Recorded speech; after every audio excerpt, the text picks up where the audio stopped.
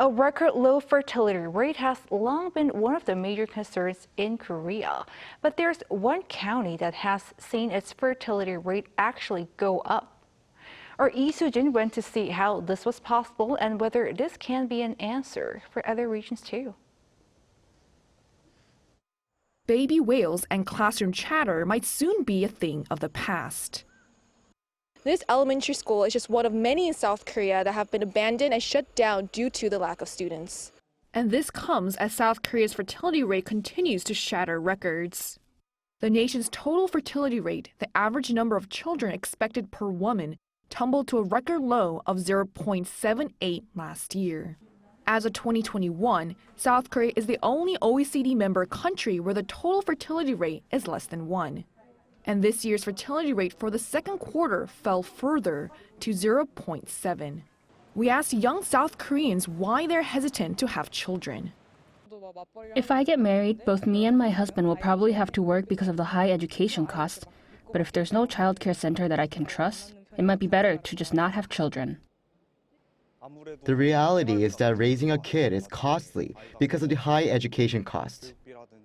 But there are still areas in South Korea where fertility rates have actually gone up. This county in Gangwon-do province has a fertility rate that greatly exceeds the national average. Let's go find out how it has achieved this.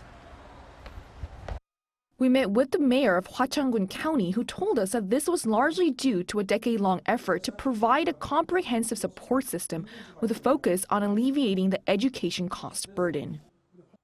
We wanted to provide equal opportunities for people regardless of their economic background, from the time the baby is in their mother's womb until the child graduates college. The county pays college tuitions of not only students attending domestic colleges, but also any of the world's top 100 universities, as long as they have parents who have lived in Hwacheon for at least 3 years. While the nation's fertility rate has been on a steady decline since 2015, Hwacheon's fertility rate actually rose from 1.2 in 2021 to 1.4 last year. During this period, a new public postpartum rest center opened. Postpartum rest centers are clinics unique to Korean culture that help mothers recuperate after giving birth. Women typically stay at these centers for 2 weeks where staff care for newborns while the mothers rest. They can cost up to around $12,000. Anyone who's lived in Hwacheon for at least a year can use the center for 2 weeks at no cost. I've lived here for 3 years, so I'm staying here for free. There are also programs aimed at helping them transition into motherhood smoothly. The programs that teach us practical skills such as how to bathe a newborn and breastfeed properly have been super helpful. The county also offers services where elementary school students can hail a bus through a smartphone app. 주로 오는데 얼마 정도 걸려요? 2분. The bus stops at various locations and parents receive text messages that inform them of their child's location. The importance of coming up with a comprehensive solution like this was echoed by one expert.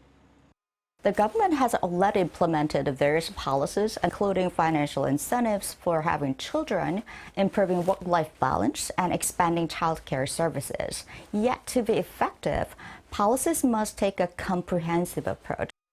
She added that there also needs to be more measures aimed at providing affordable housing and stable jobs, as well as creating a cultural shift away from the traditional nuclear family structure. Lee Soo-jin, Arirang News.